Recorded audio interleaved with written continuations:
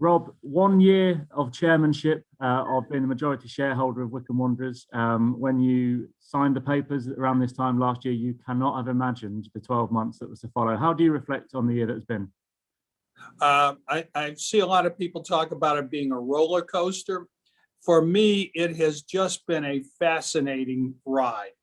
I got into it with the expectation of making a difference with the club in terms of making sure it was financially stable, making sure we could compete ultimately in the championship on a financial level and not go broke. All of those things have come to pass, but it has been, part of at my stage in life, you do things because you want to have a little fun as well. And the fun part was quickly sucked out of the proposition. Our inability to get there. I think I was over this week a year ago for a week. I went up to Doncaster, saw us lose a game, had that discussion with Bayo afterwards, in which he and I discussed the likelihood and certainty that we would be promoted at the end of the year. And then came back for 4 days in September where I was holed up in Pete's apartment, and that's it. And don't ask Missy about her excitement of coming to England. Her expectation of being at the Chelsea Flower Show and being with the fans every week, or certainly once a month, all kind of smashed to smithereens. But for us, those are pretty small potatoes compared to everything else that's gone on in the world and in the UK and in Louisiana. So all in all, it's like anything else, you don't expect too much and things will work out. I guess the 2 seasons that you've been involved, obviously last season, the euphoria of promotion, but also all those special match days we had and a victorious team most weeks. And then this season, behind closed doors, not being physically involved in it, a team that has suffered defeat more than it's enjoyed victory. They must be 2 really contrasting seasons and challenges for you, but have they both been enjoyable in their different ways? Yeah. Last year, I kind of was hands off other than off the pitch because I didn't feel as though it was our place. It was still the Trust Club, 100%. They had asked us to come in, see what we could do to assist them, and we were doing that.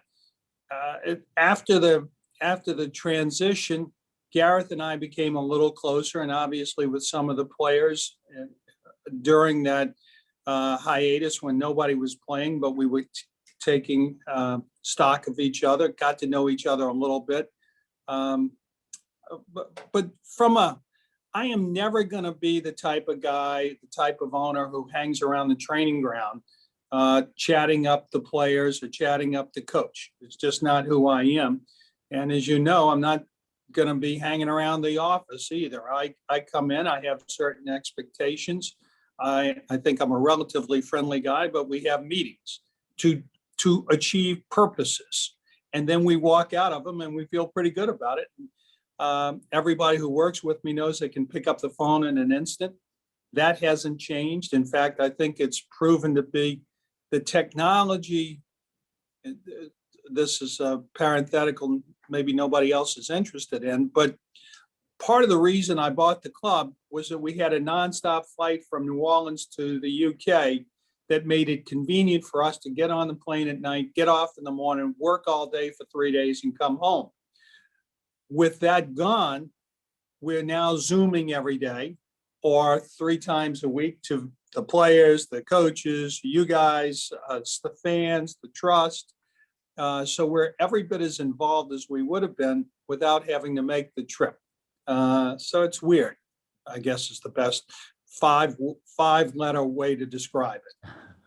I think we spoke the day after the Wembley final and we were reflecting about the victory, and you were very keen already to shift the focus onto what was to come. And you are a person that doesn't dwell on the past too much. You like to look forward. What does your second year of chairmanship look like, do you think, at Wycombe Wanderers? It's going to be fantastic. I say that with all the certainty that the last year has taught us that one can make predictions.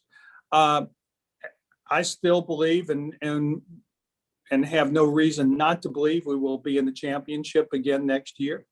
I think that our player level will continue to develop, both the immediate squad and the developmental squad. I think that what Gareth, Dabo, Sam, Lee are doing, and with Pete and Andrew's help of developing that developmental squad, is fantastic. I think we will close a deal on the training facility within the next week to 10 days that will sort of make sure that people know that we are continuing to upgrade everything that we do. We are finally getting our technology straight at Adams Park. We are looking to finally get our upgraded fan enhancement activities going there. Missy and I talk every morning about when can we go back, and apparently the answer is sooner rather than later. We're going to come out with how we're dealing with the season ticket holders who have been so good to us within the next week to 10 days, so that they're entitled. And I'll say this again, they want their money back, they can have their money back today. All they have to do is let us know. But we're going to try and come back with a package to enhance their leaving some of their money in or all of it in, if that's what they want, because it's obviously important to us financially.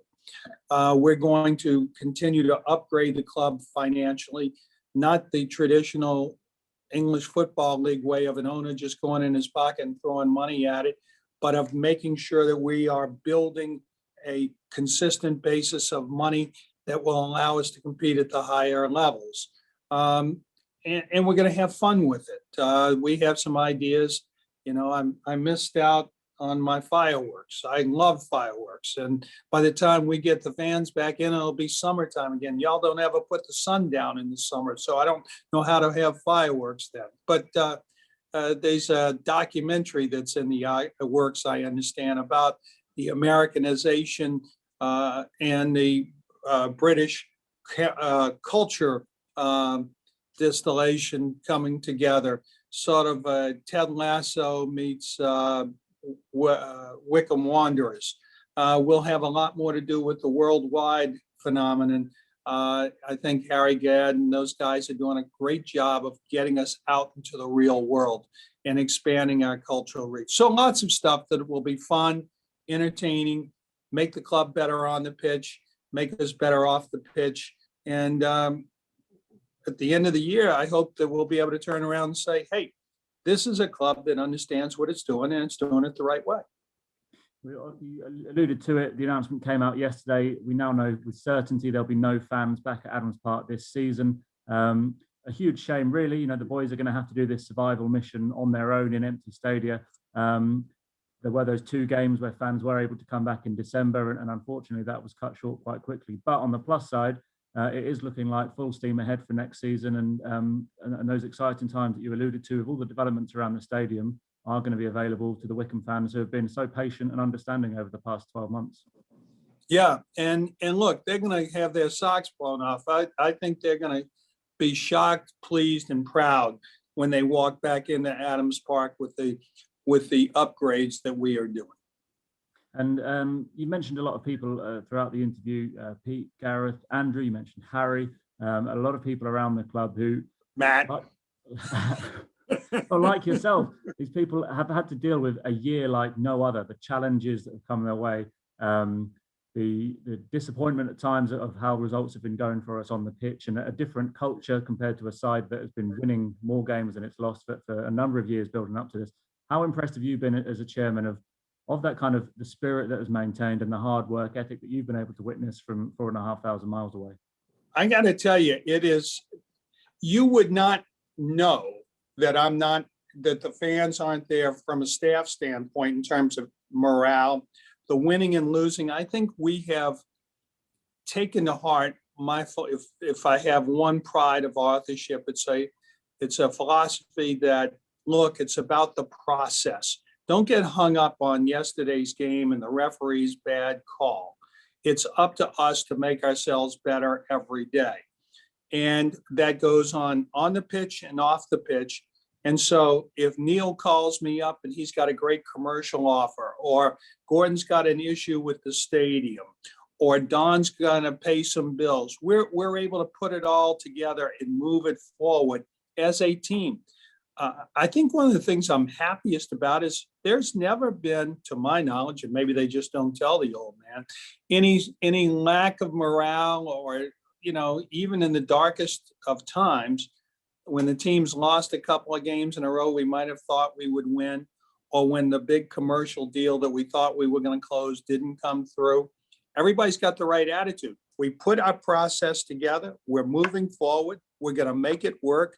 And, that sort of natural optimism of the human spirit comes to bear.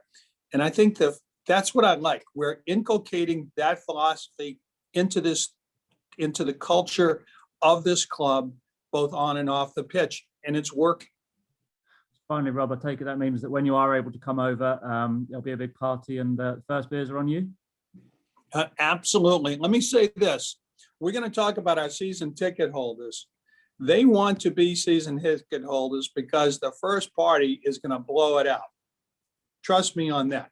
Now, I am trying. I had always said I would not come and go see a game until the fans could come. I am contemplating coming off of that just a bit over the next month, because the hotels are starting to open up again. The length of quarantine may be down a little bit, and there are some things that we have to do. And you know me, I go to the games, but I'm mostly there for the off the pitch stuff. And there's some things we have to do to make sure that we are the finest that we can be next year. And that's where we are. It's 100% about that.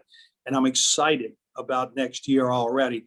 But I'm also keenly excited about how we finish this season. I have my prediction. I'm comfortable with it. I'm excited with it. And I don't intend to be disappointed. You and me both, Rob. Thanks very much for your time. Let's hope to see you back on this side of the pond sooner rather than later. Thanks. And thanks to everybody over there who has hung in with this club through these tough times, and Matt, you know this, you couldn't ask for a better group of supporters than we have with Wycombe, both in the UK and worldwide. And we're going to owe them a lot in the coming days. Thanks a lot.